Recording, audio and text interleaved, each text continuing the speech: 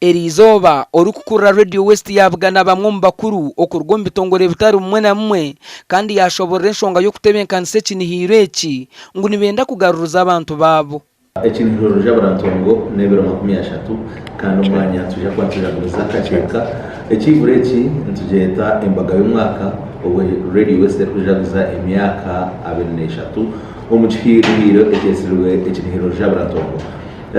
Echo mutara kirobona kugira ngo tubitumazire emyaka 2 y'umwosho aho kibiri cya ekitire Uganda nesi yona konka hati hanyuma yo kutwaza kora tujya kwantujaguza omushahi nico kacika kandi echo mutara kugira ngo ejinemba y'umwaka da twine entespreyenga 10 estwine ngahate twatire umfamu ezo kujya kwagera abantu teka kurisa abantu 13 twakuwe vision group and TV West to promote the brands, namely the UG Boss.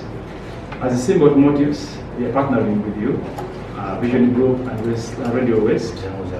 I want to encourage all the viewers to come and enjoy what is going to be in Barara. MTN bulijjo tubadde sponsoring Ekinihiiro kati wayisewo emyaka 7 ninga ku mulundi guno tugambye nti abantu abasooka 15,000 bajja kubanga basasula kasente katono oba ebitundutundu 8 buli 10 ku sente zonna abantu basasula ku gate. So tubakumiriza abalabirizi ba TV eno okubeera nga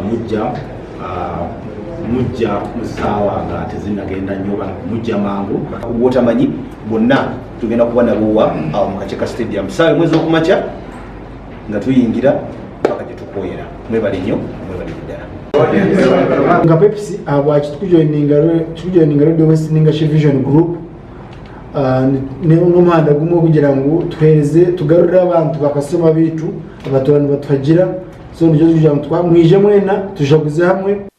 Omuganda hona Ekinihiiro Rujaburantongo abahagize kandi enkunzi za Radio West batuhereze Erizoba harumu Imelda Muhumuza orumukuru w'ishomero rya Kinoni High School omuri Kampala. Iki cya Rujaburantongo kizire umbwire butubentu cenderamo mwebare kushitretera mwebare munonga mwebare kimwe kandi twabahereze ntenungiye bushajuye gomokire ntuza kuyija twe nawo kutukura abashomesa tegerize ro 30 nangwa byaza hari cyancenda kibencyakane.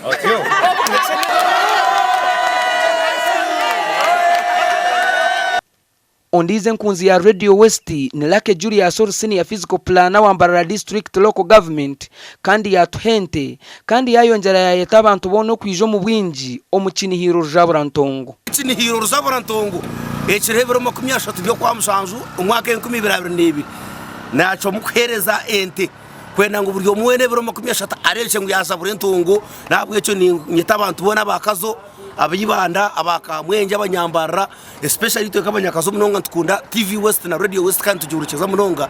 Hajat Sophie wa Naomi Enterprises uri kushubura mu rembo rwa Mbarara ebijoro by'abakazi na watuhiro muceri abwa rukunde yayinire Radio West. Kunda mwe bari kutereza uburango burungi ete tubakunda munonga zeta abantu mwena kwija Ekinihiiro Rujaburantongo twije tushemererwe ebintu mcheri tukubahire tishama mwije tukubye tubongera mu Kampala obere kunda Radio West biro 30 twine Ekinihiiro kitu hakeka mwije bingi.